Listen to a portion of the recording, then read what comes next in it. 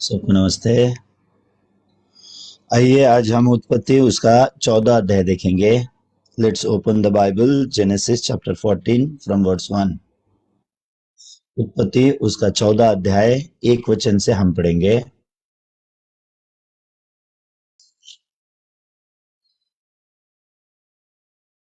आपको मिला उत्पत्ति उसका 14 अध्याय एक वचन से हम पढ़ेंगे। सिनार के राजा अम्रापेल और इल्यासार के राजा आयरक और एलाम के राजा कादुल्लर ओमेर और गोइम के राजा तिदाल के दिनों में ऐसा हुआ कि उन्होंने सदोम के राजा बेरा और अमोरा के राजा बिरशा और अदमा के राजा सिनाब और सबोयम के राजा शमेबेर और बेला जो सुअर भी कहलाता है, इन राजाओं के विरुद्ध युद्ध किया। इन पांचों ने सिद्दीम नामक तराई में जो खारे ताल के पास से एका किया।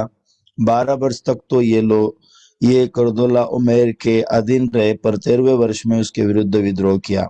14वें वर्ष में करदोला उमेर और उसके संगी राजा आए और असत रोकतनम में रपाइयों को और हाम में जुजियों को और शबेर की यरतैम के एमियों को और सुईर नामक पहाड़ के होरियों को मारते मारते उन एल्परान तक जो जंगल के पास है पहुंच गए।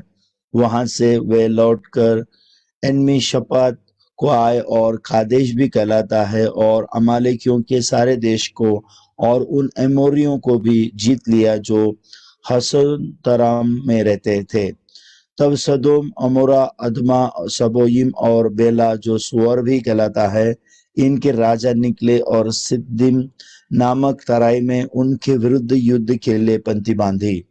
अर्थात एलाम के राजा कुरदल्ला ओमेर, गईम के राजा तिदाल, शिनार के राजा अमरापेल और इलासार के राजा अय्यक, इन चारों के विरुद्ध उन पांचों ने पंक्ति बांधी। सिद्दीम नामक तराई में जहां लसार मिट्टी के गड्ढे ही गड्ढे थे, सदोम और अमोरा के राजा भागते उनमें गिर पड़े और जो बचे वो पहाड़ पर भाग गए। तो वो सदोम और अमोरा के सारे धन और भोजन वस्तुओं को लूट लाट कर चले गए।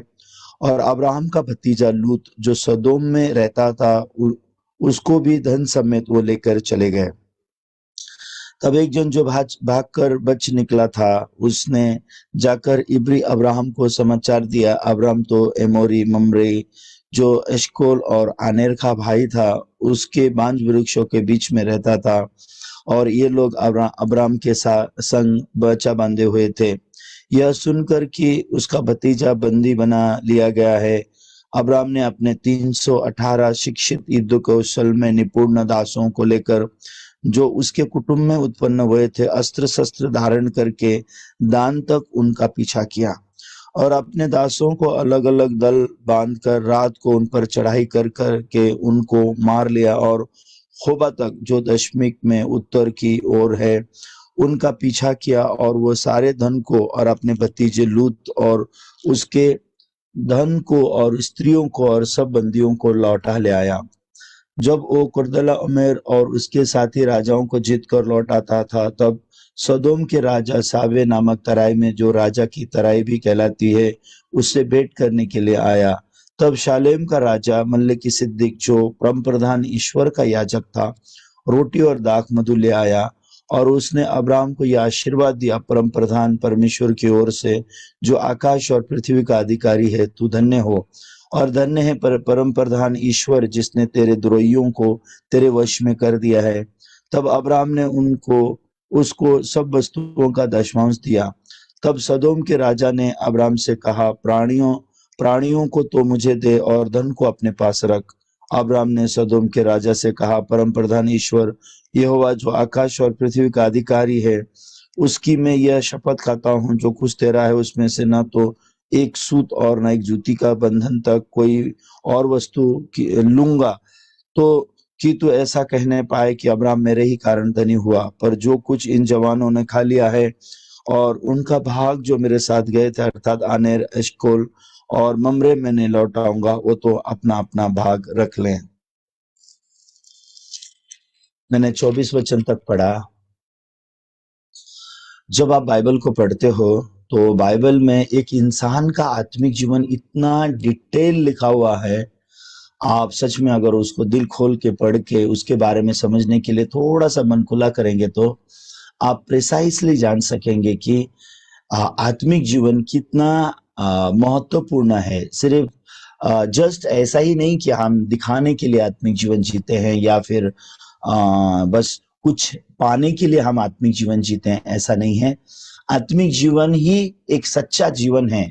जो लोग परमेश्वर के आगे अपने आत्मिक जीवन को जीते हैं, वो लोग निरंतर अपने जीवन के हर क्षेत्र में वो लोग एक खुशी और एक शांति से भरा हुआ और एक जीतते हुए जिंदगी को जीते हैं। भले उनके जिंदगी में कोई भी समस्या आए, कोई भी मुश्किलें आए।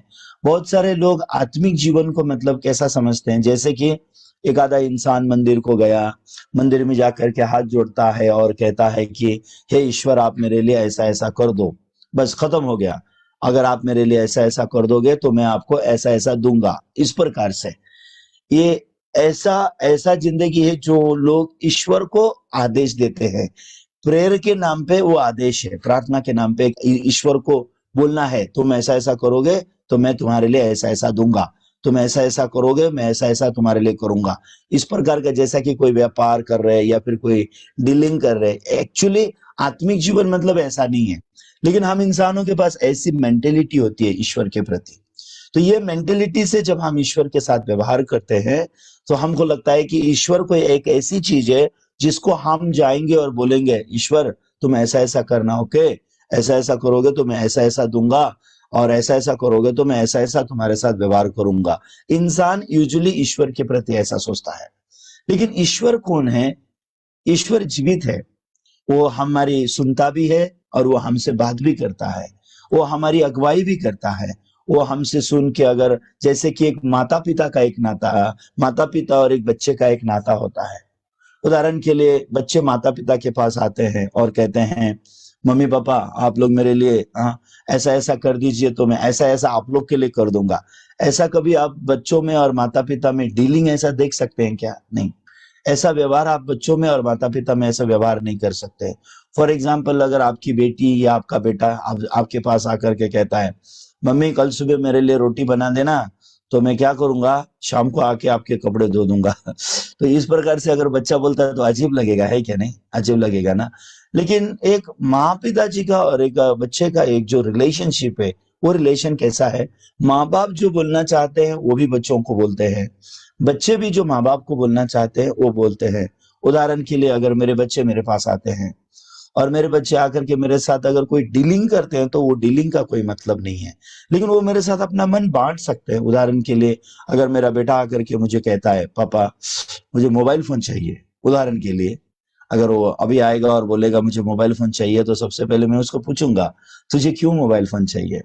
क्योंकि मैं जीवित हूँ। वो मेरा बेटा ने मुझसे मांग लिया इसलिए मैं उसको दे दूंगा, ऐसा नहीं है। मेरा बेटा मांगने से पहले ही मैं जानता हूं कि मेरे बेटे को किस चीज की जरूरत है। मेरा बेटा पिछले दिनों में एक दिन आया और उसने मुझसे कहा पापा अब मुझे साइकिल चाहिए। तो जब मैं भी देखता हूँ तो अभी मेरा बेटा बड़ा हो रहा है, तो सच में उसको साइकिल की जरूरत है। उसे साइकिल सीखनी चाहिए, साइकिल चलाना चाहिए। तो मेरा बेटा मुझे साइकिल मांगने से पहले भी मेरे मन में है कि मैं उसको साइकिल दूं। क्यों? क्योंकि पिता होने के कारण मेरे पास भी सोचने की शक्ति है। पिता होने के कारण मैं भी जानता हूं कि बच्चे को कौन से समय में कौन सी चीज की जरूरत होती है। लेकिन मेरा बेटा जब आकर के मुझसे कहता है पापा मुझे साइकिल चाहिए, ये सुनने के लिए भी बहुत अच्छा लगता है। और मेरा बेटा जब मुझे बोलता है मुझे साइकिल चाहिए, तो फिर मैं अपना साइड मेरे बेटे को बताता हूँ। वो क्या है, इस महीने में मैं साइकिल नहीं ले सकता, लेकिन अगले महीने में मैं तुझे साइकिल ले दूंगा, ठीक है, थोड़ा इंतजार करना होगा। या तो फिर मैं मेरे बच्चे को बोलता हूँ कि नहीं 2 महीना और इंतजार करना होगा, 2 महीने के बाद साइकिल लेने के बारे में बात करेंगे, ओके। ये हो गया एक जीवित लोगों का आपस में बातचीत। ये इसको आप आत्मिक जीवन के साथ जोड़ सकते हैं, इस तरीके को आप आत्मिक जीवन से जोड़ सकते हैं। तो प्रार्थना मतलब क्या है? हमारी हर जरूरत, हर मुश्किल की बातें हम चिंता नहीं करते। ये प्रार्थना को बाइबल में किस रीति से दर्ज किया गया है, अगर आप फिलिपियो की पुस्तक खोलेंगे तो आइए एक बार फिलिपियो की पुस्तक को देखेंगे।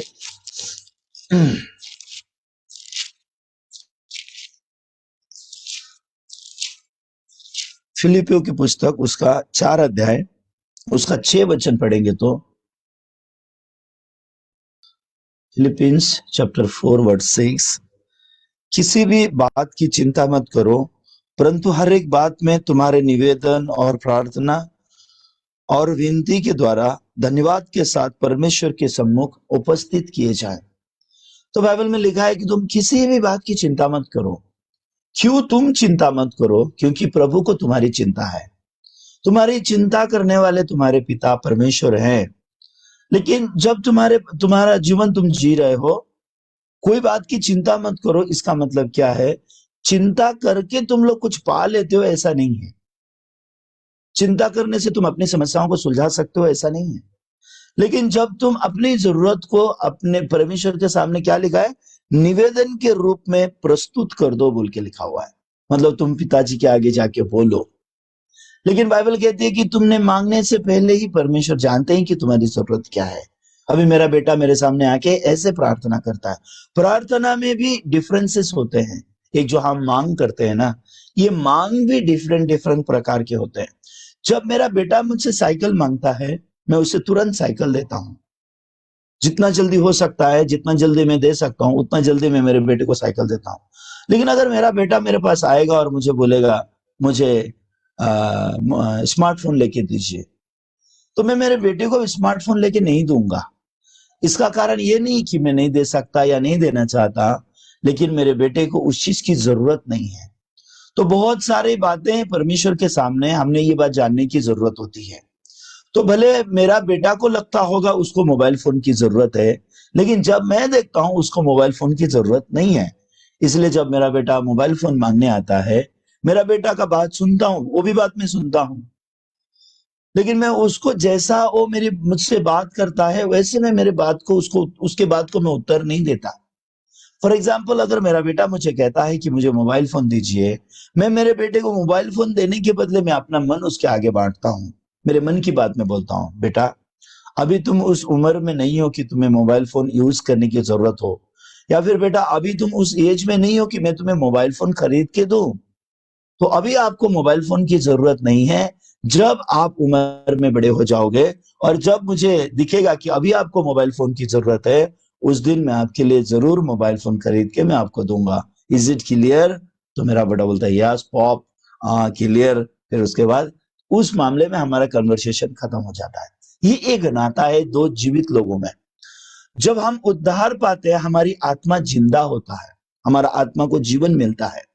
उद्धार पाना मतलब मेरा आत्मा जो पाप में मरा हुआ था आदम में, आदम के अंदर मेरा आत्मा जो मरा हुआ है, उस मरे हुए आत्मा को सुसमाचार का वचन सुन के मेरा मरा हुआ आत्मा जिंदा होता है। और उस समय से मुझे पता चलने लगता है परमेश्वर तो जीवित है। परमेश्वर ने तो यीशु के बलिदान से मेरे पाप क्षमा किए हैं। परमेश्वर मेरे पिता है। इस प्रकार का मन का दुनिया हमारे मन के अंदर पनपना शुरू होता है। हमारे मन की दुनिया में एक ऐसी दुनिया आ जाती है, नहीं मेरे परमेश्वर मेरे पिता हैं और परमेश्वर जीवित हैं और परमेश्वर मुझसे प्यार करते हैं। परमेश्वर ने मेरे लिए अपने इकलौते बेटे यीशु को क्रूस पर बलिदान किए हैं और मेरे सारे पाप क्षमा हो चुके हैं। परमेश्वर और मेरे बीच में पाप नहीं है। परमेश्वर और मेरे बीच में कोई भी दीवार नहीं है। यीशु मसीह ने क्रूस की मृत्यु के द्वारा, अपने लहू के द्वारा वो सारे दीवार मिटा दिए हैं। वो सारे पाप की दीवार को हटा दिया है। मेरे ऊपर आने वाला सारा श्राप खत्म हो गया है। मुझे परमेश्वर ने धर्मी और पवित्र बना दिया है। परमेश्वर मेरे पाप याद नहीं करेंगे, परमेश्वर ने मुझसे वादा किया है। एक ऐसा नया मन हमारे मन में उभरना शुरू होता है, ऐसा नया मन हमारे अंदर आता है। तो जीवित परमेश्वर से उस समय से हम प्रार्थना करना शुरू करते हैं, हम बातचीत करना शुरू करते हैं। कभी कभी हम शिकायत भी करते हैं, कभी कभी हम रोते भी हैं, कभी कभी हम हंस हंस के धन्यवाद भी बोलते हैं। एक एटीट्यूड होता है मन के अंदर, एक प्रकार का दुनिया बन के बाहर निकलना शुरू हो जाता है। लेकिन अगर आप लूत का आत्मिक जीवन देखोगे तो लूत ने कौन सा आत्मिक जीवन जिया है पता है आपको? बस परमेश्वर से मुझे कुछ मिल जाए बस। लेकिन लूत का खुद का परमेश्वर के साथ कोई नाता नहीं है। लूत का परमेश्वर के साथ कोई भी नाता नहीं है। लेकिन अब्राहम का नाता देखेंगे तो परमेश्वर के साथ बाप बेटे जैसा नाता है। तो आत्मिक जीवन मतलब रिलेशनशिप है परमेश्वर के साथ में। परमेश्वर आपके पिता है, आप परमेश्वर के बेटे हो, बेटियां हो। तो आप और परमेश्वर के बीच का जो मन का नाता है, आपका मन परमेश्वर के कितना मन के नजदीक है। आपका मन परमेश्वर के कलीसिया के कितना नजदीक है, आपका मन परमेश्वर के दास के कितना नजदीक है। ये एक रिलेशनशिप भी को हम लोग आत्मिक जीवन कह सकते हैं। लेकिन जहां पे एक तरफा आत्मिक जीवन होता है, वो एक तरफा आत्मिक जीवन क्या है? एक तरफा आत्मिक जीवन को हम आत्मिक जीवन नहीं कहते, उसको हम धर्म कहते हैं, रिलीजन। रिलीजन में क्या होता है पता है आपको? इंसान अपनी मनमर्जी करता है। जब उसको ईश्वर के मंदिर में जाना रहेगा वो जाएगा, जब उसको ईश्वर को कुछ देना रहेगा देगा, वो फूल देना होगा फूल देगा, नहीं देना होगा नहीं देगा, दान देना होगा देगा, नहीं देना होगा नहीं देगा, उपवास करना होगा तो करेगा, नहीं करना है तो नहीं करेगा। उसका अपना दुनिया होता है, लेकिन उसके प्रॉफिट के लिए हमेशा वो करेगा। हाँ तू ईश्वर तू मेरे लिए ऐसा कर, ईश्वर मैं तेरे लिए ऐसा करूंगा, ऐसी बातें करते हुए वो इंसान जीता है। तो ऐसा इंसान का परमेश्वर के साथ कोई मन का नाता नहीं है। क्यों? इसने कभी ईश्वर का मन जानना नहीं चाहा। ये ऐसा इंसान होता है जो अपना स्वार्थ पूरा करवाना चाहता है। वो ईश्वर को कहना चाहता है आप मेरे लिए ऐसा ऐसा ऐसा करो। वो ईश्वर से अपना काम निकालवाना, मतलब जैसे कि कोई एजेंट को हम पैसा देते हैं ना। अभी देखिए, मैं अभी कहीं जाना चाहता हूँ, मदुरई जाना चाहता हूँ, तो मेरे को ट्रेन टिकट नहीं मिल रहा है। तो ट्रेन टिकट नहीं मिल रहा है तो क्या क्या करना पड़ता है पता है? मैंने कल एक एजेंट को मैंने फोन किया, एक एजेंट को मैंने बात किया, हाँ आप मेरा ट्रेन टिकट निकाल के दीजिए, मुझे ट्रेन टिकट नहीं मिल रहा है। एजेंसियों का उनका अपना अपना एक कोटा होता है, वो लोग ट्रेन टिकट निकालने के उनके तरीके होते हैं। हम जब निकालने को जाते हैं आसान नहीं होता है निकालना। तो एजेंट ने कहा 500 रुपए एक्स्ट्रा लगेगा एक टिकट के पीछे, होगा? तो मैं बोला नहीं, मेरा जाना जरूरी है, 500 एक्स्ट्रा लगने से भी ठीक है, लेकिन आप मुझे टिकट निकाल के दया करके दे दीजिए। तो अभी वो एजेंट को मैंने फोन किया, वो एजेंट को मैंने पैसे दिए, ऊपर से 500 रुपए एक्स्ट्रा भी दिया। क्यों? क्या मैं उसको चढ़ावा दे रहा हूँ? क्या मैं उसको ऑफरिंग दे रहा हूँ? क्या कर रहा हूं मैं अपना कुछ, मेरा मतलब है उस आदमी से निकाल के ले रहा हूं। तो क्या वो मेरा ईश्वर हो गया? उसने मेरे को मदद किया तो वो मेरा ईश्वर बन गया। उसने मेरे को हेल्प कर दिया, चलो उसने मेरे को एक टिकट निकाल के दे दिया, मैं आज ट्रेन से चला भी जाऊंगा, मेरा भी मतलब पूरा हो गया। और उसको मैं बोलूंगा धन्यवाद सर जी भी बोलूंगा। लेकिन क्या उसके द्वारा वो मेरा ईश्वर बन सकता है?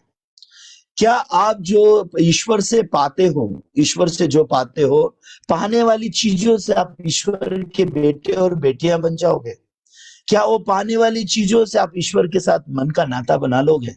इस प्रकार से क्या आप आत्मिक जीवन जी सकते हो? क्या ऐसा हमें आत्मिक जीवन जीने की जरूरत है? नहीं, ऐसा नहीं है। आप शरीर में भी जब आप शरीर में भी जो जन्म लिए है ना, आप शरीर का जो जन्म आपका हुआ है ना, शारीरिक माता पिता के साथ भी जब ऐसा नाता बनाते हो ना, एक दिल को बहुत तोड़ने वाला नाता होता है। जो बच्चे बस अपने घर में खाना खाने के लिए आए और बस गए और प्लेट उठा के खाना खाए और प्लेट को लात मार के निकल गए, क्या एक ऐसे बच्चे से माँ पिताजी का मन का कोई नाता होता है? नहीं। ये संसार में सभी लोग ऐसा अपना स्वार्थ निकालने का काम कर रहे हैं परमेश्वर के सामने। तो हर एक इंसान स्वार्थी और बस अपने ही लाभ की बातें सोच रहा है। लेकिन इंसान ये नहीं सोच रहा है मैं आत्मिक जीवन जी रहा हूं क्या, मैं सच में परमेश्वर के साथ अपना मेरा नाता है क्या, मैं परमेश्वर पे भरोसा करके जीने वाला जिंदगी जी रहा हूं क्या। हाँ, कई बार हम लोग भी पास्टर हैं या फिर चर्च मेंबर्स हैं, हम लोग भी क्यों वचन सुन रहे हैं? मजबूर है इसके लिए सुन रहे हैं, या फिर कुछ पोजीशन है इसके लिए सुन रहे हैं, या फिर नहीं सुनेंगे तो पास्टर डांटेंगे, या तो कुछ लोग हाँ सुन के थोड़ा ज्ञान प्राप्त करूंगा ताकि दूसरों को ज्ञान बांट सकूं, इसके लिए सुन रहे हैं, या फिर सच में अपने पिता का मन जानने के लिए सुन रहे हैं। क्या सच में परमेश्वर के मन से मिलना चाहते हैं? बहुत फर्क होता है। जो इंसान परमेश्वर का वचन, परमेश्वर का मन जानने के लिए सुनता है, हाँ सच में मैं अपने पिता परमेश्वर का मन नहीं जानता, आज सुबह मैं वचन सुन के मैं मेरे पिता परमेश्वर का मन जानना चाहता हूँ। हाँ, ये बाइबल के द्वारा हम पिता परमेश्वर के मन को जानते हैं। इस प्रकार के लोगों का मन का दुनिया हमेशा परमेश्वर के मन से मिलने की गवाही से भरा हुआ रहता है। ये प्रकार के लोग हमेशा अपने मन को एक्सप्रेस कर सकते हैं। आज मैं परमेश्वर का वचन को सुना, आज मैं परमेश्वर के वचन को पढ़ा, मैंने परमेश्वर का ये मन प्राप्त किया, मैंने देखा मेरा मन परमेश्वर से यहाँ अलग था, मैं इस मामले में मैं परमेश्वर पे विश्वास नहीं कर रहा था, लेकिन अभी मुझे मेरे मन को परमेश्वर ने प्रकट किया, इस तरीके से परमेश्वर ने मेरे मन की अगुवाई की। इनका जो मन का एक्सप्रेशन करने का जो दुनिया होता है वो पूरी रीति से अलग होता है। ये बात आपको जानने की जरूरत है। तो मेरा बेटा अगर मेरे पास आकर के मुझे साइकिल मांगता है, मैं उसको साइकिल देता हूँ। आप जानते हैं उसका कारण क्या है? क्योंकि मैं पिता होने के कारण मैं देखता हूँ कि मेरे बेटे को साइकिल की जरूरत है, मैं उसको कैसे भी हालत में उसको खरीद के देना पसंद करता हूँ। लेकिन जब मेरा बेटा मेरे पास मोबाइल फोन मांगने के लिए आता है, मैं मेरे बेटे के लिए मोबाइल फोन नहीं खरीदता। मेरे पास खरीदने का परिस्थिति है तो भी मैं नहीं खरीदता, खरीदने का परिस्थिति नहीं है तो भी मैं नहीं खरीदता, क्योंकि मेरे बेटे को उसकी जरूरत नहीं है। तो कई बार जब हम परमेश्वर के आगे प्रार्थना करते हैं, हमारा मन मर जाता है। आप जानते हैं क्यों? क्योंकि हम परमेश्वर के आगे ऐसी बातें करते हैं, हमको समझ में नहीं आता कि ये मेरी जरूरत है या ये मेरी लालसा है। तो परमेश्वर हमारी लालसाओं को पूरा नहीं करते, परमेश्वर हमारी जरूरतों को पूरा करते हैं। इसलिए बाइबल में लिखा है, तुम्हारी जरूरत तुम परमेश्वर के आगे बोलो। लेकिन परमेश्वर हमारी लालसाओं को पूरा नहीं करेंगे, क्योंकि हमारी लालसाएं कितना भी पूरी की जाए, हमारी लालसाएं कभी भी खत्म नहीं होती। मनुष्य का मन अथाह गड्ढा है। मनुष्य के मन के लालसा को कैसे बाइबल में दर्ज किया गया, आप जानते हैं? एक आग की तरह दर्ज किया गया है। अग्नि को कितनी भी चीजें डाल दो, वो अग्नि उसको जलाते रहता है, जलाते रहता है, जलाते रहता है, लेकिन अग्नि कभी नहीं बोलता बस अभी मैं और जला नहीं सकता, इसके लिए मेरे ऊपर और चीजें मत डालो। बिल्कुल अग्नि नहीं बोलता, क्योंकि अग्नि को जितनी भी चीजें आप अग्नि में जलाओगे, उतनी चीजें अग्नि जलाते ही जाता है, जलाते ही जाता है, जलाते ही जाता है। आप अग्नि में चीजें डालना थक जाओगे, लेकिन अग्नि जलाने से कभी नहीं थकता, जलाते ही रहेगा, जलाते ही रहेगा। इंसान के मन की लालसाएं ऐसी है, क्योंकि जब से इंसान पाप में गिरा हुआ है, जब से इंसान ने परमेश्वर को खो दिया है, तब से इंसान का मन में सिर्फ लालसाएं हैं। तो ये पहली लालसा जो इंसान के मन में शैतान ने डाली थी, वो लालसा क्या थी? परमेश्वर के जैसा बनने का लालसा। वो अच्छे और बुरे का पेड़ का फल खाऊंगा तो मैं परमेश्वर जैसे बन जाऊंगा, ये लालसा शैतान ने इंसान के मन में डाली थी। तब से लेकर के आज तक शैतान मनुष्य के मन में निरंतर एक ही प्रकार की ऐसी लालसाओं को देता है। ऐसा हो जाएगा तो ये होगा, ये करोगे तो वो होगा, ऐसा करोगे तो हम ईश्वर को भी किस लिए इस्तेमाल करना चाहते हैं? ईश्वर को भी हम हमारी लालसा को पूरा करने के लिए इस्तेमाल करना चाहते हैं। फिर इसलिए हमारी प्रार्थना देखेंगे तो, ईश्वर आप मेरे लिए ऐसा ऐसा ऐसा करो, फिर मैं आपके लिए ऐसा ऐसा कर दूंगा। ओके, हम ईश्वर के साथ भी कॉन्ट्रैक्ट करना चाहते हैं, या फिर हम ईश्वर को रिश्वत देना चाहते हैं। क्या हम ईश्वर को ईश्वर मान रहे हैं, इसके लिए ऐसा कर रहे हैं? या हमारी मानसिकता भ्रष्ट हो चुकी है, इसके लिए हम ऐसा करते हैं? ये बारे में भी हमने परमेश्वर के आगे सोचने की जरूरत है। आप थोड़ा सोचिए, इंसान का मन का बहाव क्या है आज ईश्वर के आगे? ईश्वर को इंसान ने एक ऐसा पुतला समझ के बैठ रहे हैं, जो उनकी लालसाओं को पूरा करे। चुपचाप उनके साथ बात भी नहीं करना है ईश्वर ने। ईश्वर को क्या बोलना चाहते हैं इंसान मालूम है? ईश्वर आप चुप रहो, मैं जो बोलता हूं वो आप सुनो, मैं जो बोलता हूं वो आप करो, लेकिन आप बिल्कुल बात मत करो। इस प्रकार का मन रखने वाले लोगों के साथ परमेश्वर अपना मन कभी भी प्रकट नहीं करेंगे। परमेश्वर के मन के साथ इस प्रकार के लोगों का मन का मिलन नहीं होगा। इसको हम धर्म का जीवन बोलते हैं, लाइफ ऑफ रिलीजन। धर्म का जीवन में खाली इंसान ईश्वर के साथ बात करता है, ईश्वर इंसान के साथ कोई बातचीत नहीं करता, और ना ही ईश्वर इंसान को करेक्ट करता है। लेकिन आत्मिक जीवन मतलब ये एक रिलेशन है परमेश्वर और इंसान का। एक आत्मिक जीवन मतलब जैसा बाप और बेटा दोनों भी आपस में बातचीत करते रहते हैं, और पिता का मन बेटा पाके बेटा घर में जिंदगी जीता है। पिताजी बच्चे की अगुवाई करते हैं, बच्चा अपने पिता की जिंदगी जीता है। करोड़ों रुपए हो, फिर भी जब पिताजी देखते हैं बच्चे ने इस पैसे में से खर्च करने की जरूरत नहीं है, तो पिताजी उस बच्चे को कुछ नहीं देते, लेकिन बच्चे का सब कुछ, पिताजी का जो है सब बच्चे का ही रहता है। तो बच्चा इस विश्वास में जीता है कि मैं उत्तराधिकारी तो मैं ही हूँ, वंशज तो मैं ही हूँ, जो भी मेरे पिता का है सब मेरा है। हालांकि उसके हाथ में एक भी रुपया नहीं रहता, लेकिन उसके मन में अजीब विश्वास रहता है, पिता का जो है वो सब मेरा है, और मैं पिता का वारिस हूँ, इसलिए वारिस होने के नाते सब कुछ मेरा है। ऐसा विश्वास का दुनिया भी ऐसा ही होता है। विश्वास से जीने वाले लोगों का जिंदगी भी ऐसा ही होता है। इसको हम विश्वास का जिंदगी कहते हैं। तो लालसाओं को पूरा नहीं करने के कारण लोगों का मन परमेश्वर के प्रति बंद हो जाता है। बाइबल में कई बार ऐसा भी लिखा गया है, तुम मांगते नहीं हो इसके लिए पाते नहीं हो, और तुम मांगते भी हो तो लालसा पूरा करने के लिए मांगते हो। जब नहीं मिलता है तुम गुनाह की दुनिया में चले जाते हो। तो इंसान ये नहीं सोचता कि मेरे अंदर की जो लालसाएं है कितनी डरावनी है। इसलिए इंसान के मन की लालसाओं को बाइबल में अग्नि के तुल्य कहा गया है। और एक उदाहरण दिया है, जमीन पानी सोचने से कभी बस नहीं बोलता, ऐसा भी उदाहरण दिया गया है। जमीन के अंदर अगर आप पानी डाल दोगे ना, एक गिलास पानी डालोगे तो भी जमीन वो पानी को पी लेगा। एक कप पानी डालोगे तो भी जमीन वो पानी को पी लेगा। एक मग पानी डालोगे तो भी पानी वो जमीन पी लेगा। एक बकेट पानी डालोगे तो भी वो जमीन वो पानी को पी लेगा। एक बड़ा टैंकर आप जमीन में पानी डाल दो, वो टैंकर का पानी भी वो चूस लेगा अंदर। वो कभी जमीन नहीं बोलता मुझ में और पानी मत डालो, मैं पानी सोखने का मेरे पास और ताकत नहीं है, ऐसा बिल्कुल नहीं बोलता। वो बस सोखते रहता है, सोखते रहता है, सोखते रहता है। और एक उदाहरण दिया गया है, बांझ का गर्भ। एक बांझ औरत जो होती है ना, जिसको बच्चा नहीं हुआ है, वो औरत हमेशा अपने मन में किस प्रकार का मन रखती है, हाँ मुझे बच्चा चाहिए, बच्चा चाहिए, बच्चा चाहिए, ऐसा। बांझ औरत, उदाहरण ऐसे दिए गए बाइबल में इंसान के मन को दर्शाने के लिए, इंसान के मन के अंदर की लालसाएं। इसलिए लालसाओं को पूरा करके आप शांति पाना चाहोगे तो कभी नहीं पाओगे आप। और अगर आप लालसा पूरा करके परमेश्वर पर भरोसा करना चाहोगे तो आप परमेश्वर पर भरोसा नहीं कर सकते। तो जो आपकी लालसाओं को पूरा करता है उसको आप ईश्वर मानना चाहोगे तो ऐसा नहीं होगा। तो बहुत सारे लोग जब उनकी लालसाएं पूरी नहीं होती, वो परमेश्वर का विरोध करते हैं, शिकायत करते हैं, और उनको लगता है कि परमेश्वर तो मूर्ख है, परमेश्वर को तो मालूम ही नहीं है उनकी जरूरतें क्या है और जरूरतें क्या नहीं है। उनको लगता है कि परमेश्वर ने ऐसे कैसे किया, ऐसे कैसे कर सकते हैं। ऐसा बहुत विद्रोह करते हैं लोग अपने मन की दुनिया में। उसका मेन कारण क्या है? ये लोग ने कभी भी आत्मिक जीवन नहीं सीखा। उसका मेन कारण क्या है? इनका और परमेश्वर का रिलेशन नहीं रहा।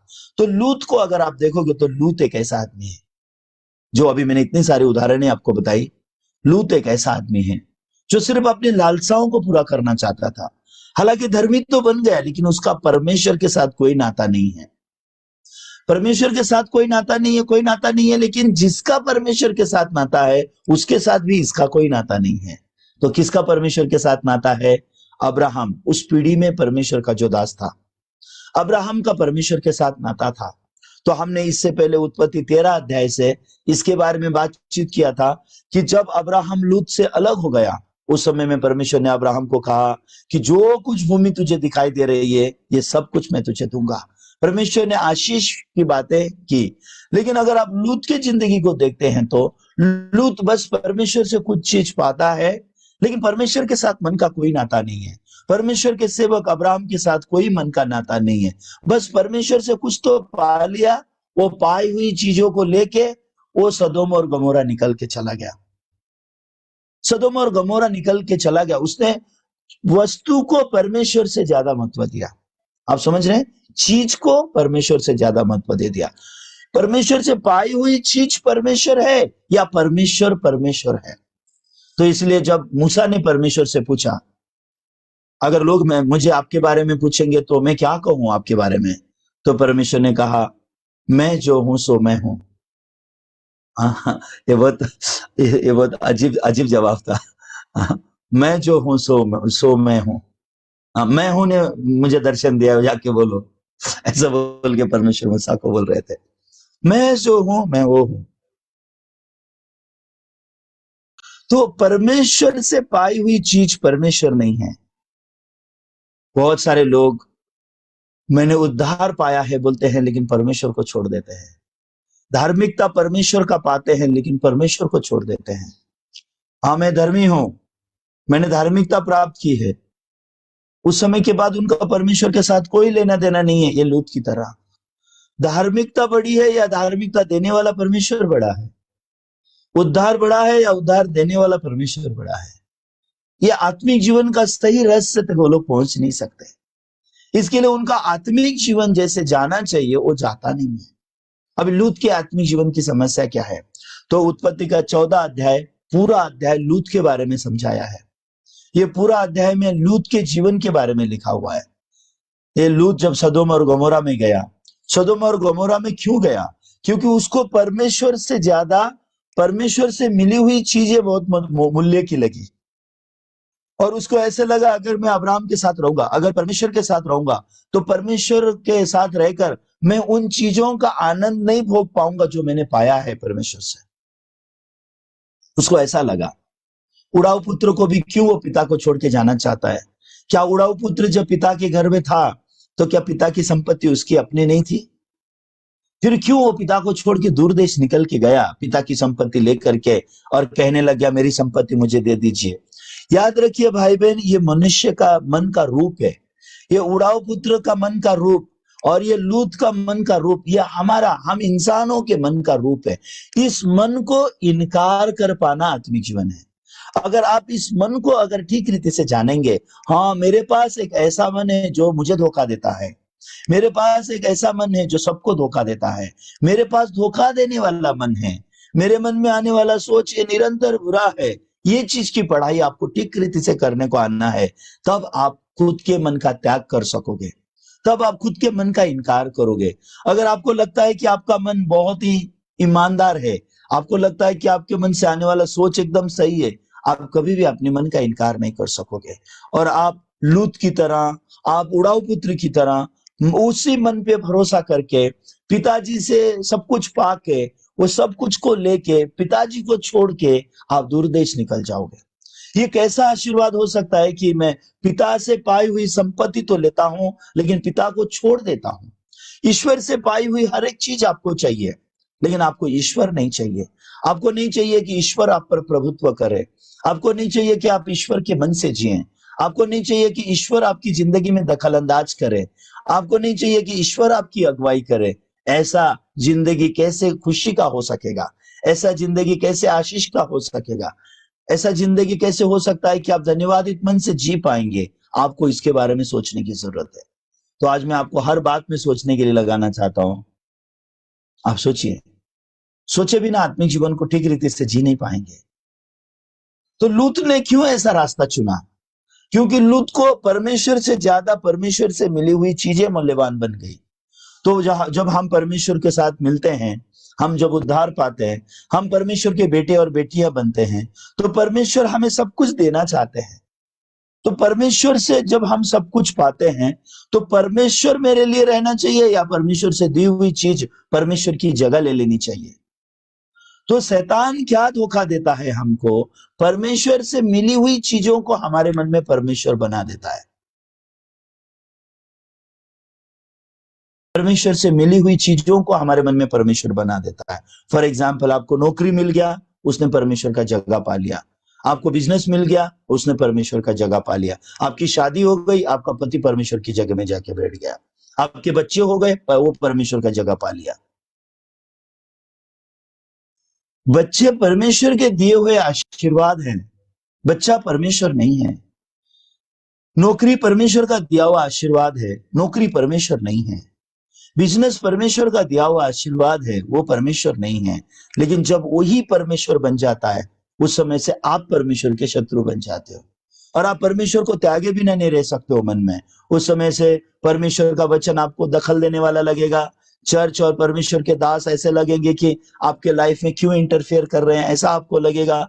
और आपको लगेगा कि आपके आशीष से कोई दूसरे लोग खुश नहीं है, ऐसा आपको लगने लगेगा। हम आपके लिए दिन रात प्रार्थना करते हैं कि आप आशीषित हो, आपको नौकरी मिले, आपको बच्चा मिले, या आपको बिजनेस मिले, या आप अपने पारिवारिक जीवन खुशी से जिएं, या आप उद्धार पाएं, या फिर जो लोग सुसमाचार प्रचार का काम करते हैं वो लोग सुसमाचार प्रचार करें। ऐसे कैसे हो सकता है कि परमेश्वर उस मामले को लेकर के आपसे, परमेश्वर का मन कंफर्टेबल नहीं होगा? ऐसा कैसे हो सकता है? लेकिन आपको क्या लगता है, उड़ाऊ पुत्र जब पिताजी से सब कुछ लेके गया, उस दिन पिताजी के मन में खुशी होगी? हालांकि पिताजी ने वो सब कुछ दे दिया। तो पिता अपने बच्चों को अपने साथ देखना चाहता है। पिता चाहता है उसका बच्चा उसके मन से जिए। पिता चाहता है उसका बच्चा उससे, उसके मन से सब कुछ करे। ये पिता का दुनिया ऐसा होता है। मैं भी पिताजी हूं ना, मेरे भी 3 बच्चे हैं। मैं मेरे बच्चों को कभी कभी घंटों घंटा बिठा के उनको मेरे मन के बारे में बोलता हूं। तुमने किस प्रकार का मन रख के जिंदगी जीना चाहिए, ये तुम सीखो। तब एक परिवार हम खुशी से रह सकते हैं, तब ये पारिवारिक जीवन ठीक रीति से आगे जा सकता है। नहीं तो बिगड़े बिना नहीं रह सकता। तो लोगों का नाता परमेश्वर के साथ बिगड़ता क्यों है? क्योंकि वो बस परमेश्वर से चीजें पाते हैं। माफ कीजिए, थोड़ा लाइट चला गया है। तो लोग परमेश्वर से बस चीजें पाना चाहते हैं, लोग परमेश्वर को पाते नहीं हैं। परमेश्वर परमेश्वर मेरा है, परमेश्वर से पाई हुई चीजें ये मेरे लिए महत्व की नहीं है, परमेश्वर मेरे लिए महत्व का है। ये हमारा आत्मिक जीवन होने की जरूरत है। आप थोड़ा सोचो, तो ये उत्पत्ति के 14 अध्याय में लूत के आत्मिक जीवन को परमेश्वर लौटा के लाना चाहते थे। परमेश्वर चाहते थे कि लूत जो गलत आत्मिक जीवन जिया है, वो गलत आत्मिक जीवन से वो लौट सके। क्यों? लूत को क्या लगा, मैं परमेश्वर को छोड़ के, परमेश्वर के सेवक अब्राहम को छोड़ के मैं जो जिंदगी जी रहा हूं सदोम और गमोरा में, ये सदोम और गमोरा का जिंदगी बहुत आशीषित होगा, बहुत अच्छा होगा। मैंने जो धन संपत्ति पाया है, जो मैंने मेरी पत्नी और बच्चे को पाया है, परमेश्वर के बिना मैंने जो पाया है, ये चीजें मेरे लिए बहुत अच्छी है। ऐसे मन को रखने वाला लूत, एक दिन परमेश्वर ने सदोम और गमोरा को लूटने दिया दूसरे राजाओं के द्वारा। जब दूसरे राजाओं के द्वारा सदोम और गमोरा लूट लिया गया, उस दिन क्या हुआ आप जानते हैं? अब्राहम का भतीजा लूत और उसके बीवी बच्चे सब उस लूट में चले गए। उत्पत्ति उसका 14 अध्याय 12 वचन देखेंगे तो यहाँ पे लिखा है, 11 और 12 दोनों पढ़ेंगे।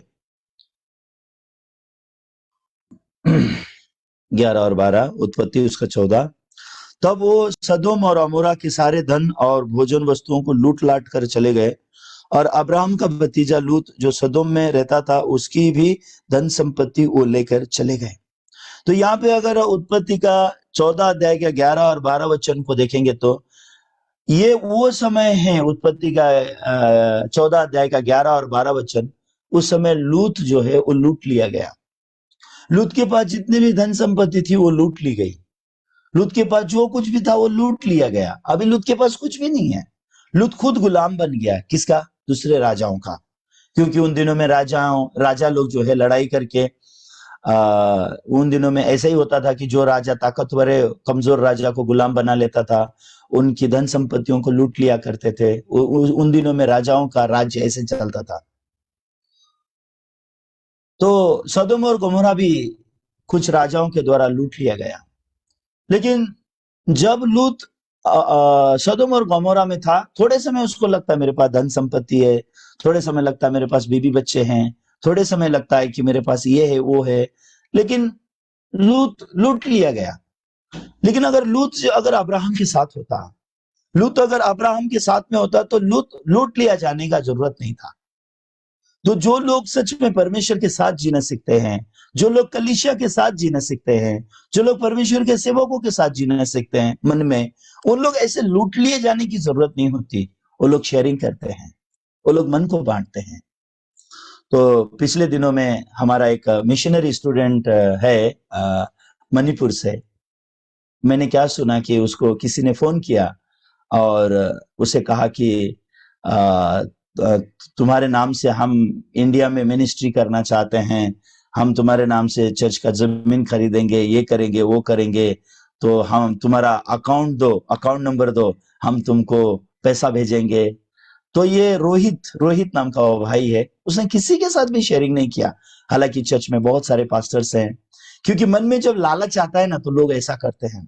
तो वो तुरंत उसने अकाउंट नंबर दे दिया और सारा उसको व्हाट्सएप में मैसेज वगैरह सब आ गया, और उसके बाद अचानक कहा गया तुम्हारे अकाउंट में वो सारे पैसे ट्रांसफर किए जाएं और तुमको भेजी हुई सब चीजें तुमको मिले। इसके लिए तुमने क्या करना पड़ेगा, 1,20,000 रुपया ये अकाउंट में जमा करना पड़ेगा, तब वो लाखों करोड़ों रुपए तुम्हारे जमीन अकाउंट में आ जाएंगे।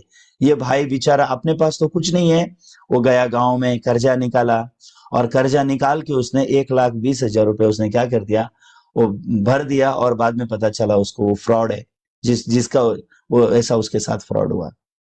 लेकिन हमारा एक भाई है एंथोनी बोल के, पुलिस में काम करता है, वो छोटी से छोटी बात मेरे साथ डिस्कस करता है।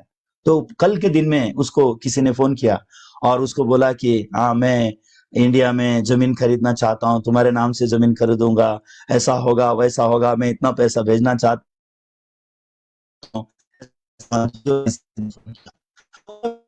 सबसे क्या पास्टर के पास ऐसा ऐसा फोन आया है और मैं ऐसा ऐसा है। तो मैंने उसको बोला मैं बोलूंगा वो बात तो तू बिल्कुल सुनेगा नहीं, तू मानेगा तो नहीं, लेकिन एक चीज मैं पहले बोलूंगा, जब वो लोग तुझे पैसे का डिमांड करेंगे तब तो जानना, जब वो लोग पैसे का डिमांड करेंगे तब तो जानना कि वो फ्रॉड है। तब तक तो वो लोग को पैसे मत भेजना, बस तू बात करते रहे, वो लोग की बातें सुनते रहे, चैटिंग करता रहे, क्योंकि मैं तेरे को कितना भी बोलूंगा वो फ्रॉड है, तू मानने वाला नहीं है। लेकिन तुम क्या करना, जब वो लोग पैसा मांगेंगे तो ऐसे ऐसे मांगेंगे, क्योंकि ऐसे फ्रॉड लोग कंटिन्यू मेरे व्हाट्सएप ग्रुप से बहुत सारे हमारे भाई बहनों का नंबर निकालते हैं और उनको मैसेज भेजते रहते हैं, हम लोग ये चर्च के लोग हैं, हम लोग ये हैं, हम लोग ऐसा तुम्हें करेंगे, हम तुम्हें ऐसे पैसे दे देंगे, हम तुम्हें ऐसा पार्सल भेजेंगे, हम तुम्हें बाइबल भेजेंगे, ये करेंगे वो करेंगे। ऐसे फ्रॉड बहुत चलते हैं इन दिनों में।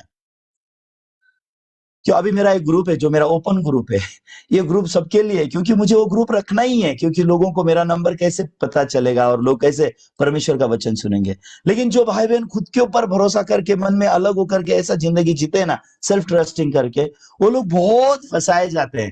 लेकिन जो भाई बहन अपना मन बांटना जानते हैं, चर्च को भरोसा करते हैं, परमेश्वर के दास को भरोसा करते हैं, और ऐसे लालच की जिंदगी में सिर्फ ऐसा आसानी से पैसा कमाने के बारे में नहीं सोचते हैं, वो लोग अपना मन बांट सकते हैं। तो जब भी लोगों के मन में अगर आप शैतान के कामों को देखोगे तो एक प्रोसेस है, ये प्रोसेस किसका है? लूत का। लेकिन दूसरी तरफ हम परमेश्वर के कामों को देखते हैं, वो क्या है? लूत को लूट लिया जाने देना। तो परमेश्वर ने लूत को भी लूट लिया जाने दिया। क्यों? उस समय परमेश्वर लूत को स्ट्राइक कर रहे, परमेश्वर लूत के जीवन से टकरा रहे। लूत, तुम मेरी बात ध्यान से सुनो। लूत, देखो तुम, क्या तुमने वो धन संपत्ति की सुरक्षा की? लूत, जो धन संपत्ति लेके तुम गए थे, क्या तुमने वो धन संपत्ति को सुरक्षा किया? तुमने क्या अपनी पत्नी की रक्षा की? क्या अपने बच्चों को तुम रक्षा कर सके? क्या तुम संभाल सके? लूत, जो जो जिंदगी तुम जी रहे हो बिना परमेश्वर का, बिना परमेश्वर के दास का, बिना चर्च का, क्या वो जिंदगी से तुम्हें कोई लाभ है? सच में तुम खुशी और शांति से जी पा रहे हो? परमेश्वर ऐसा मौका दे रहे थे लूत को, लेकिन लूत इस सिग्नल को नहीं समझा। परमेश्वर ऐसे समय समय में हमको संवेदना देने के लिए ऐसा करते हैं। आपको आपके शरीर में अगर कुछ चुभा दिया जाए तो आपको दर्द होता है, पता है? लेकिन कुछ लोगों को आप चुभा दो फिर भी उनको दर्द नहीं होता। सेंसलेस लोग भी होते हैं, उनको हम कोढ़ी कहते हैं, कोढ़ी। सही है? कोढ़ी लोग सेंसलेस हो जाते हैं। उनका अगर आप उनका हाथ उबलते हुए तेल में भी डाल दो तो भी हाथ गायब हो जाएगा, तो भी उनको पता नहीं चलेगा कि हाथ की उंगलियां गायब हो गई। जो लोग मन में सेंस खो देते हैं, स्पिरिचुअल सेंस खो देते हैं, वचन का सेंस खो देते हैं, फेलोशिप का सेंस खो देते हैं, ऐसे लोगों को आत्मिक जीवन की शिक्षा बहुत मुश्किल हो जाती है, जैसे कि लूत। तो हमने लूत की जिंदगी से भी बहुत गहराई से सीखना है। सिर्फ ऐसा नहीं कि आप अब्राहम का जिंदगी सीखो, लेकिन आप लोग ने लूत का जिंदगी भी सीखने की जरूरत है। तो ऐसे समय में यहाँ पे 13 वचन में अगर आप देखोगे तो क्या लिखा हुआ है? तब एक जन जो भागकर बच निकला था, उसने जाकर इब्री अब्राम को समाचार दिया। अब्राम तो एमोरी ममरे के एश्कोल और अनेर का भाई था, उसके बांज वृक्षों के बीच में रहता था, और ये लोग अब्राम के साथ बाचा बांधे हुए थे। तो यहाँ पे 13 वचन में देखोगे तो सदोम गमोरा जब लूट लिया गया, उसके समय में लूत भी लूट लिया गया, लूत की धन संपत्ति लूट ली गई, लूत का पूरा जीवन दयनीय बन चुका हुआ है, लेकिन अब्राहम को खबर देने वाला कोई ना कोई है। इससे आप देख सकते हो कि अब्राहम कितना नजदीक है लूत के, और इससे आप ये भी देख सकते हो कि लूत कितना दूर है अब्राहम के।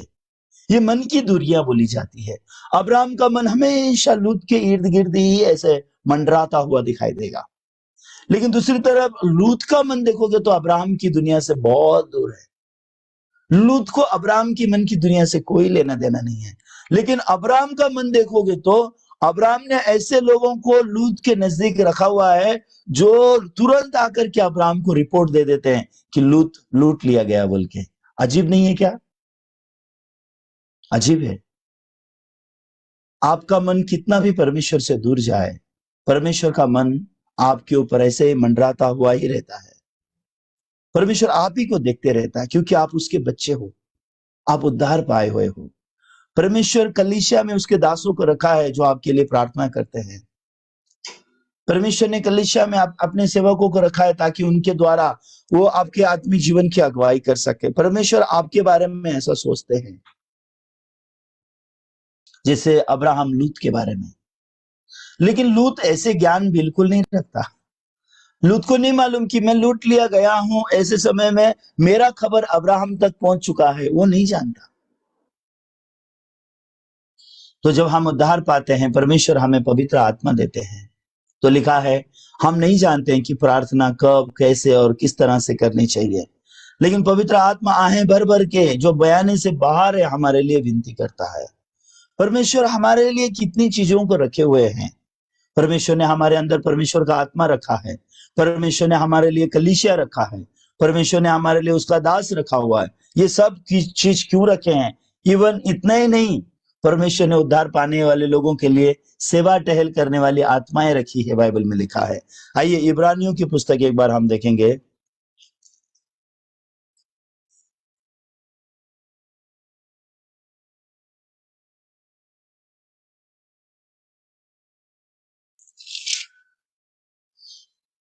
इब्रानियों की पुस्तक, उसका पहला अध्याय 14 वचन अगर आप देखोगे तो वहां पे क्या लिखा हुआ है? Hebrews chapter 1 verse 14, यहाँ पे लिखा है, क्या वे सब सेवा टहल करने वाली आत्माएं नहीं जो उद्धार पाने वालों के लिए सेवा करने को भेजी जाती है? तो यहाँ पे उद्धार पाए हुए लोगों को आत्माएं भेजी जाती है ताकि वो सेवा करे उद्धार पाए हुए लोगों को। दूसरे शब्दों में, परमेश्वर ने सच में हमारे इर्द गिर्द स्वर्गदूत रखे हैं जो हमारी सेवा करें। उद्धार पाए हुए लोगों के प्रति परमेश्वर का मन बहुत अद्भुत है। अभी देखो, यहाँ पे लूट में चला गया, तुरंत अब्राहम को खबर पहुंच गया। ये कौन है? सेवा करने वाला कोई तो है। ये लूत की सेवा करने वाला कोई है। ये सेवा क्या है? लूत की स्थिति अब्राहम को पहुंचाने वाला है। ये जो अब्राहम, सुनते ही अब्राहम क्या करता, आप देखो 14 वचन में क्या लिखा है। आइए 14 वचन में, यह सुनकर कि उसका भतीजा बंदी बना लिया गया है। उत्पत्ति 14 का 14, जेनेसिस 14:14।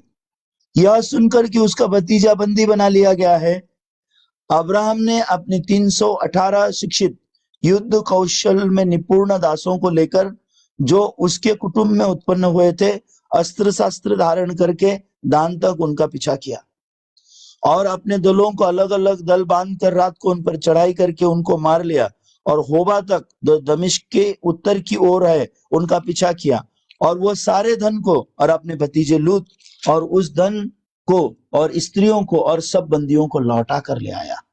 यहाँ पे आप देख सकते हैं कि अब्राहम सुनते ही अपने दासों को लेकर के चल बसा।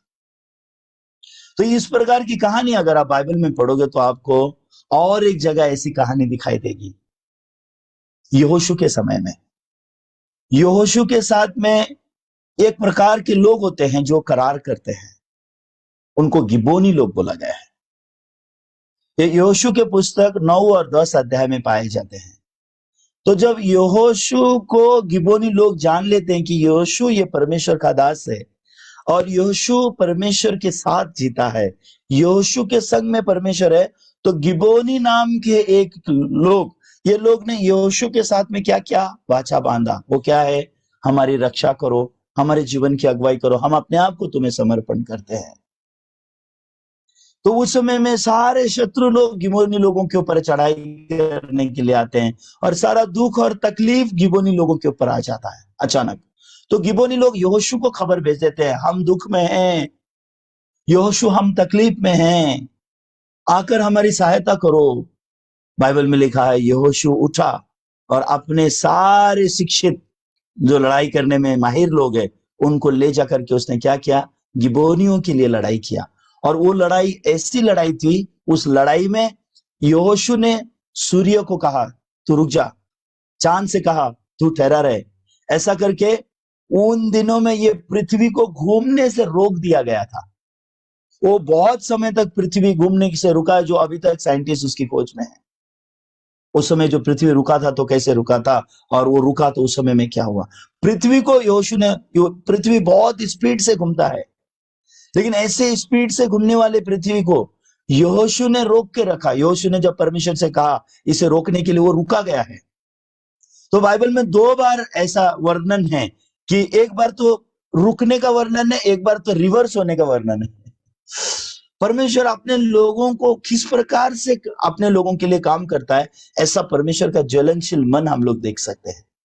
अगर भाई बहन आप लोग का मन का नाता परमेश्वर के साथ हो और आप परमेश्वर के साथ में सच में मन का नाता बना के आत्मिक जीवन जिए, तो आपका मन में परमेश्वर के प्रति जो विश्वास आएगा वो बहुत अद्भुत है। भले गिबोनी लोग कुछ भी नहीं जानते थे, लेकिन एक चीज जानते थे, इजराइल का परमेश्वर अपने वादे को पूरा करता है। इसलिए वो यहोशू को बोले बिना नहीं रह सके, यहोशू के साथ अपने मन को बांटे बिना नहीं रह सके। यहोशू परमेश्वर के दास, आओ और हमें बचाओ। यहाँ उत्पत्ति के पुस्तक में तो लूत ने ऐसा भी नहीं बोला, जाके कोई मेरे मामा से कह दो कि आकर के मुझे बचाए, मेरे अंकल से कह दो कि आकर के मुझे बचाए। इतना भी नहीं बोल सकता था वो। कितना लूत का जीवन दयनीय है, हम लोग इसके बारे में सोच सकते हैं। सच में कितना दयनीय है लूत का मन का दुनिया, कि एक बार भी वो अपने अंकल को नहीं बोल सकता, अंकल आपके संग परमेश्वर है, अंकल आप परमेश्वर पे भरोसा करके जीते हैं, अंकल आओ और मुझे बचाओ। एक बार ऐसा बोल भी नहीं सकता। लेकिन कोई दूसरे लोग जाकर के अब्राम को बता रहे हैं कि लूत पकड़वाया गया, लूत की धन संपत्ति बर्बाद हो गई, लूत बर्बाद हो चुका है, लूट लिया जा चुका है। ऐसा बोल करके लूत के बारे में किसी और ने जाके अब्राम को रिपोर्ट दिया। ये उन भाई बहनों का चित्र दर्शाता है जो हालांकि बहुत ही दर्द और पीड़ा से जिंदगी जीते हैं, लेकिन वो अपना मन खोल के बात नहीं कर सकते हैं कलीसिया के साथ।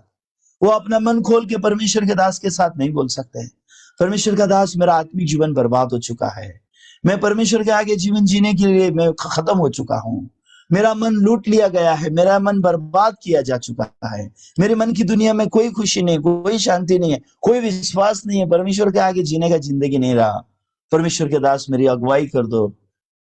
तो परमेश्वर के दास क्या उनको मदद नहीं करेंगे? जैसा यहोशू गिबोनी लोगों के लिए गया था, ऐसा एक आत्मिक जीवन होता है जो हमने सच में जानने की जरूरत है। वो है रिलेशन, वो है नाता। अब जानते हैं गिबोनी लोगों ने अपने मन में यहोशू को अपना माना, तो गिबोनी लोग जो है यहोशू के पास बोल सकते हैं, हमारे ऊपर शत्रु आ चुके हैं, वो हमको पकड़ के ले जाना चाहते हैं, वो हमको मार डालना चाहते हैं, अभी हम तो तुम्हारे हैं यहोशू, आओ और हमें छुड़ाओ। कितना आराम है, कितना स्वतंत्र है वो लोग। सच में गिबोनी लोगों का आत्मिक जीवन बहुत ही सम्माननीय है। बिल्कुल लड़ाई नहीं करते हैं शत्रु से, वो स्पष्ट रीति से यहोशू को बोलते हैं। यहाँ पे अगर आप देखोगे तो अब्राहम का मन, अगर आप लूत के प्रति देखोगे तो स्पष्ट मन है। अब्राहम के मन में कोई स्वार्थ नहीं है लूत के लिए, कोई भी स्वार्थ नहीं। यहां तक कि अब्राहम ने लूत को एक बार भी ऐसा नहीं बोला, ए लूत देख अपने मन पे भरोसा करके जीने का नतीजा क्या है, अब तो तू सदोम और गमोरा में मत रहे, अब तो तू मेरे साथ रहे, तू आ और मेरे साथ रहना शुरू कर। क्यों अब्राहम ऐसा नहीं बोल सका? आप जानते हैं, क्योंकि वो लूत के हृदय को जानता है। मैं उसको कितनी भी बातें बोलूं, ये जो खुद के ऊपर भरोसा करने वाला है जो लूत है, वो अल्टीमेटली उसका मन किधर ही खींचा जाता है? सदोम और गमोरा में ही खींचा जाता है। तो लूत होश में नहीं आया इतना सब कुछ घटना होने के बाद भी। तो परमेश्वर समय समय में हमारे जीवन में भी अलग अलग प्रकार की घटनाएं होने देते हैं। जैसे लूत का साथ जो घटना हुआ सदोम गमोरा में, वैसे परमेश्वर हमारे साथ भी घटना होने देते हैं।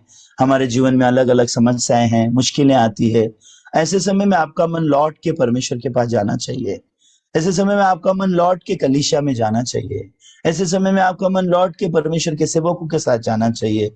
आपने मन की सहभागिता करने को आना चाहिए और आपने सही एक आत्मिक जीवन जीने की जरूरत है। सच में अगर आप बाइबल में देखेंगे तो यशायाह की पुस्तक एक बार हम पढ़ेंगे। यशायाह की पुस्तक उसका पहला अध्याय उसका 18 वचन पढ़ के हम खत्म करेंगे।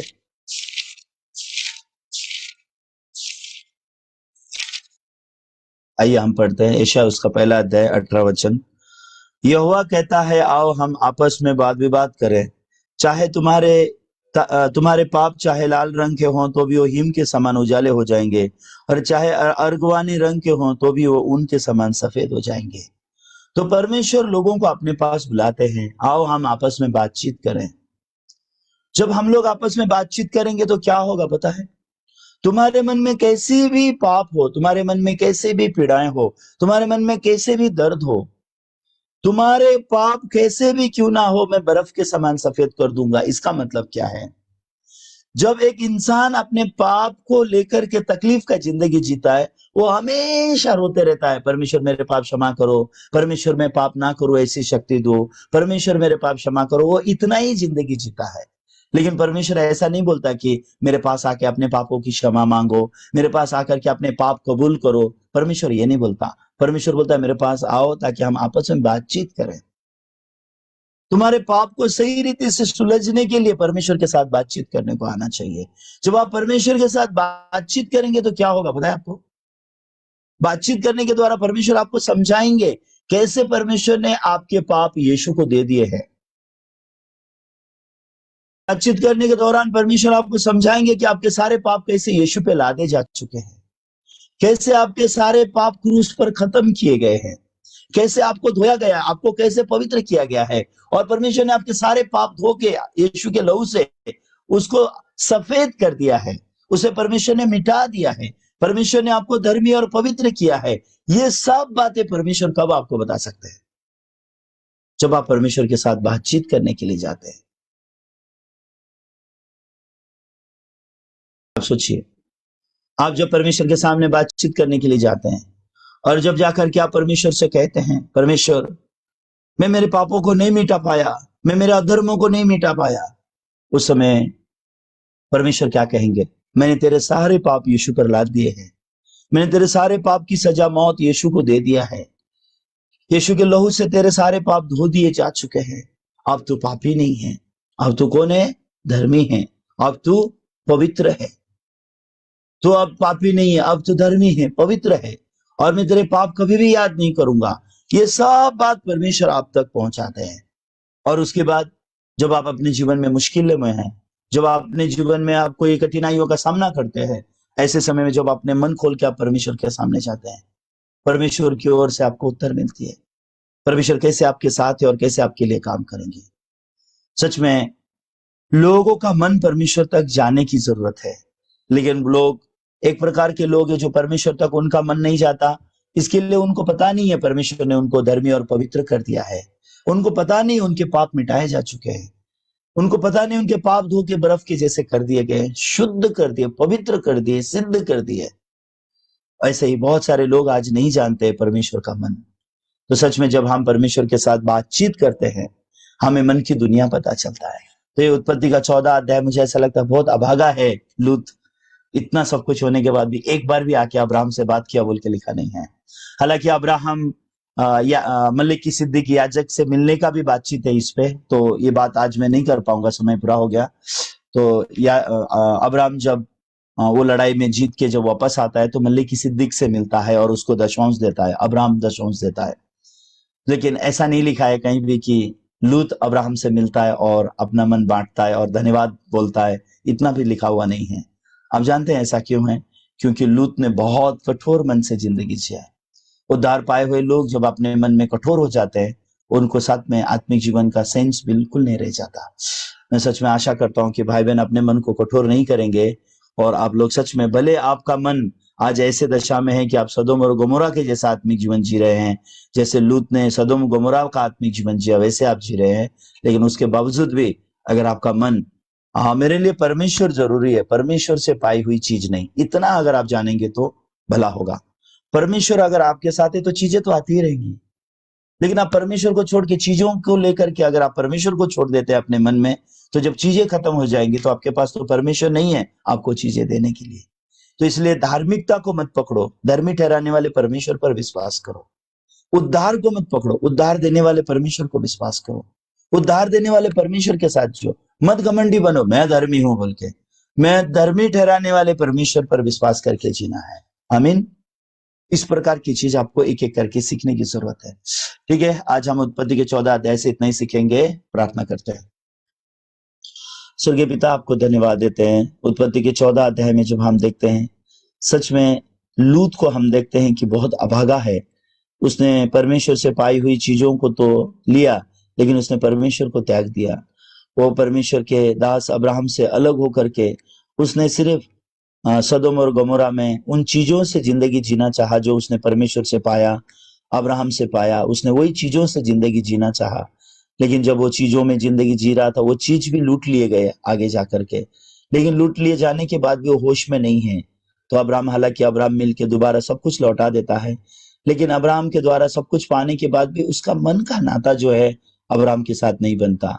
प्रभु, हम इसके द्वारा जान सकते हैं कि हमारा मन कितना जटिल है, हमारा मन कितना धोखेबाज है, हमारा मन कैसे हमें धोखा देता है।